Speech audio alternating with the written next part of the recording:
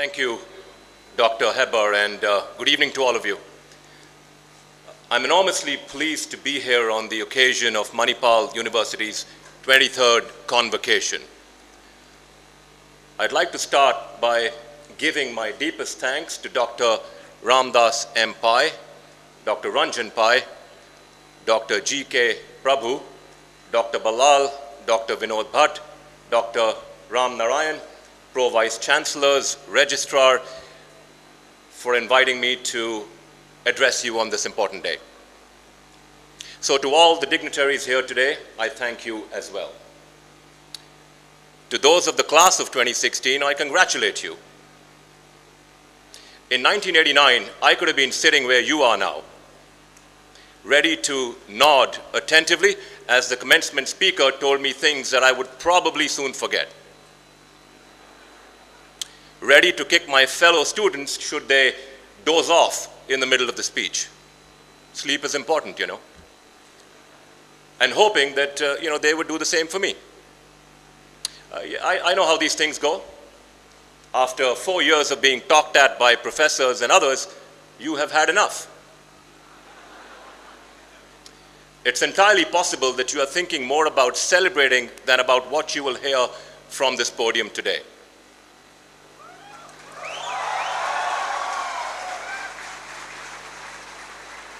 But here's the thing, tough luck. After all, I did not put on this gown for nothing. Luckily for you, wearing it makes me feel a little bit more wiser than usual. Even a bit more serious. As you can see, I was sitting pretty seriously there. Heck, even a bit distinguished. And I am thankful for that, because you probably expect me to say something profound, something sage, something that will spur you forward to succeed in the next phase of your life. And I've got to do it all in the next 11 or so minutes. A tall order, but I'm going to give it my best shot. Even as much has changed in the world since my graduation in 1989, the greatness of Manipal has not.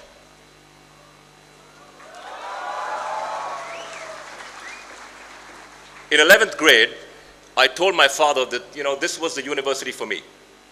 And it was. Because I found academic excellence without a doubt, but more than that as well. A place diverse in ideas, experiences, people, and an extraordinary mix of hard work. All day studying in the reference library during exam time, all-nighters in the 5th block. Yeah, from time to time, not always. My roommate was better at that. Pushing to graduate with distinction on the one hand, and evenings at Kamat's canteen. I was very happy to see it there today. Walking at Endpoint, weekend movies at Diana's.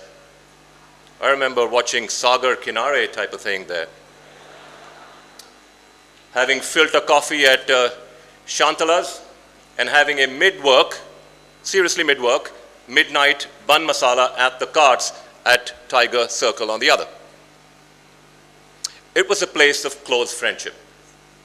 And having lived with 7 friends in D16B in my 3rd year, I guarantee you that I know the meaning of close.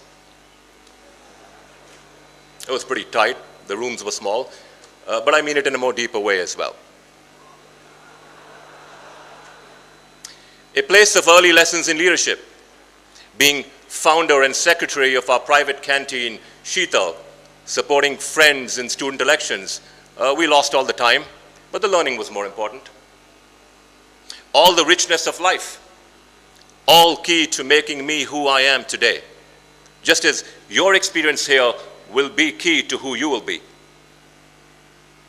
But I'm here to tell you that outside this seat of academia, the world is changing fast. In fact, you are entering the postgraduate world at a time of 2 major inflection points. One is in technology, and the other in the established world order. As someone who was born in India and raised in Kuwait, whose early career spanned India, Nigeria, and the United Kingdom, who is now a resident of Finland and a citizen of Singapore who spends more than 200 days per year traveling and who leads a technology company, I hope I can provide you a useful perspective on these topics.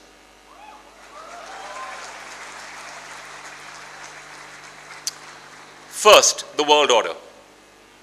And let me take a step back to the year that I graduated in, 1989.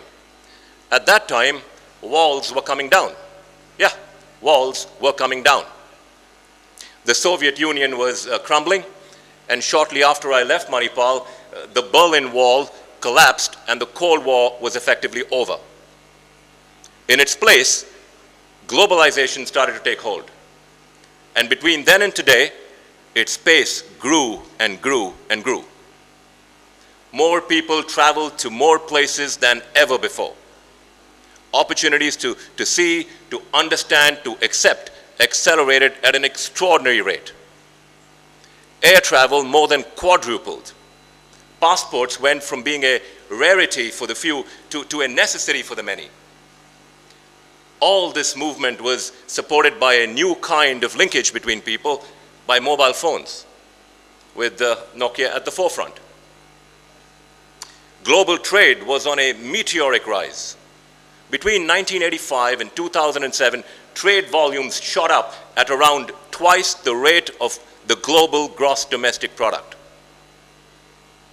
Institutions were strengthened to support that trade, and new multilateral agreements were being put in place. And people everywhere benefited. Hundreds of millions were dragged out of extreme poverty. New jobs were created, productivity increased, wages increased. The sharing of ideas and improved understanding between people who are different had a less tangible but still real benefit. Now, to be clear, not all was rosy. Globalization can and it has caused deep dislocations for many people. And governments have often not provided adequate support for those who have been hurt along the way. But I have no doubt, indeed, most experts, most economists have no doubt that globalization has been a net positive for the world as a whole. And I believe it has been absolutely positive for India. So overall, since my graduation, the world has seen a period of peace and prosperity. Not a perfect time, of course, as too much poverty and too much conflict still racks our world. But relative to earlier eras, these have been good years. No doubt about it. Today, as you prepare to leave Manipal, the story is a little different. In fact, there is a high risk that walls will start to go back up. Many countries are beginning to look in, not out. Nationalism, it's on the rise. Growth in trade has stalled. Surprising things are happening everywhere. The United Kingdom decided to exit the European Union.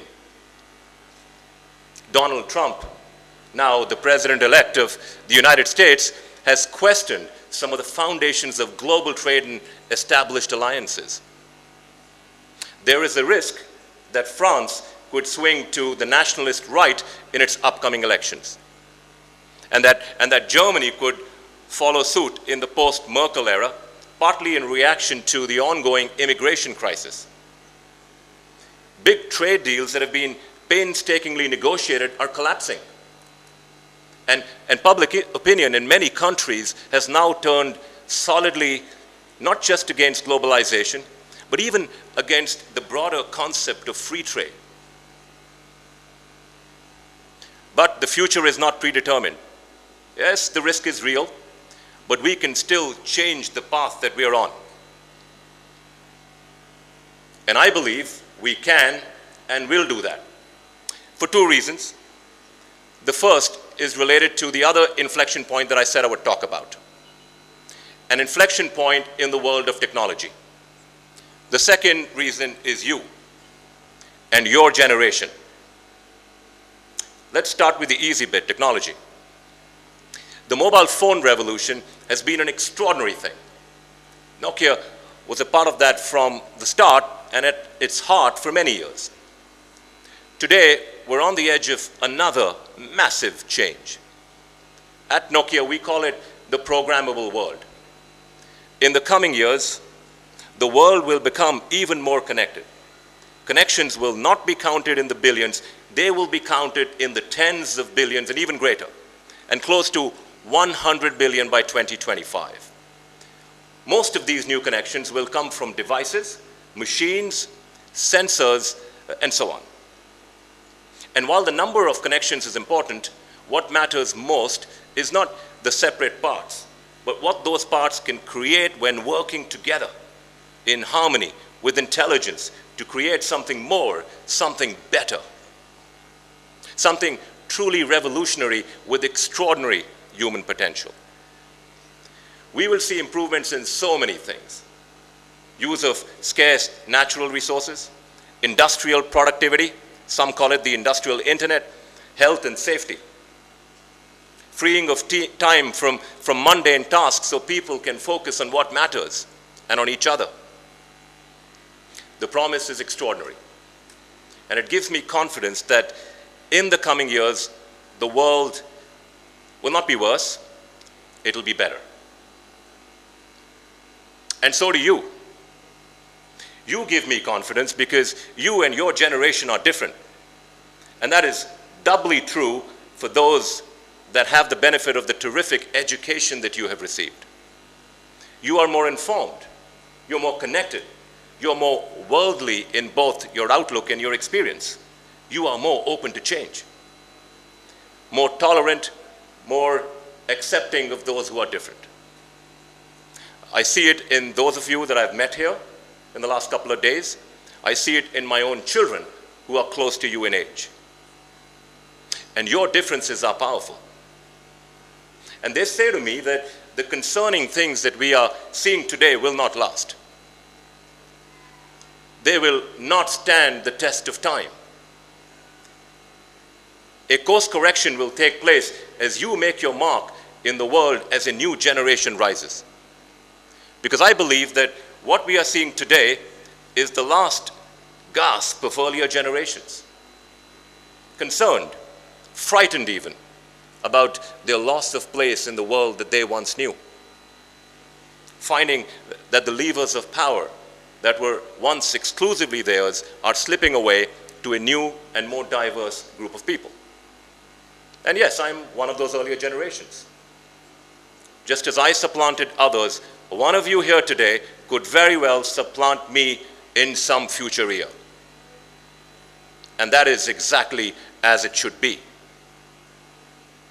As you prepare to assume your rightful place, you will be faced with many choices. Many choices. Some easy, some hard, some important, some not. Now, I cannot advise you on those specific choices. They will be yours to make in your own unique way. But I can at least suggest some things that you should consider as you weigh different options. First, choose curiosity over clarity. In time, your marks and grades here at Manipal will lose their relevance.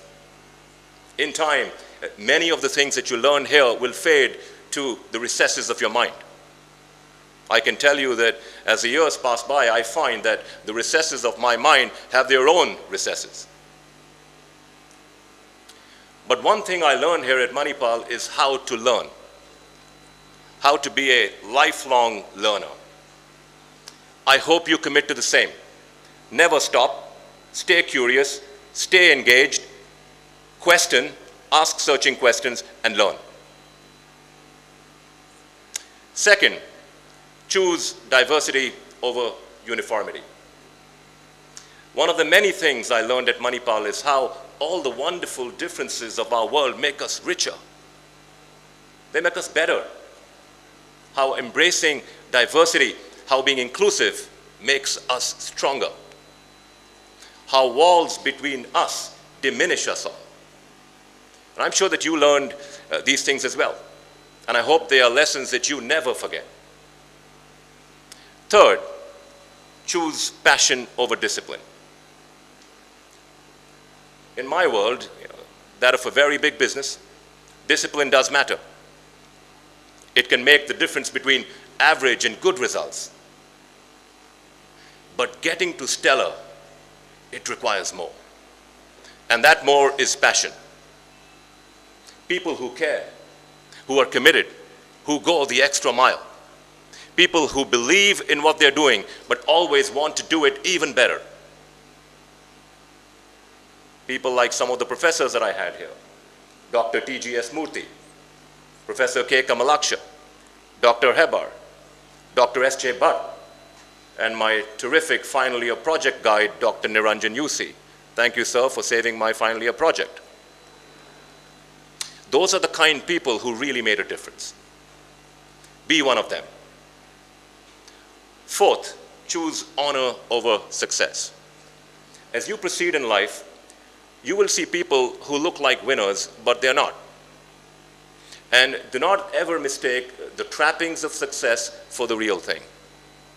Drug doping athletes, business people who bribe and cheat, individuals who lie and abuse.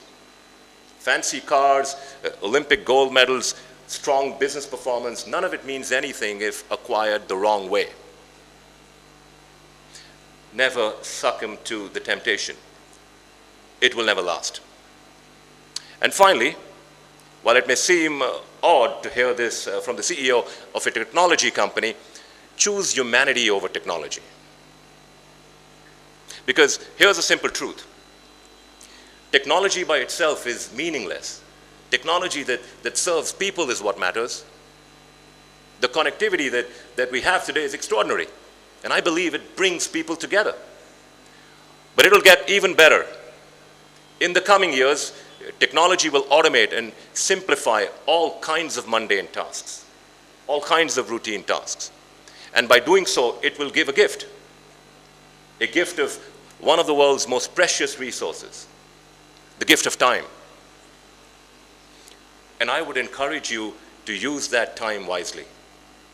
Not for another hour in the office or another scan of social media, but to be present, to talk to the person next to you, to share your experiences, to help others, to be human, and to be part of humanity.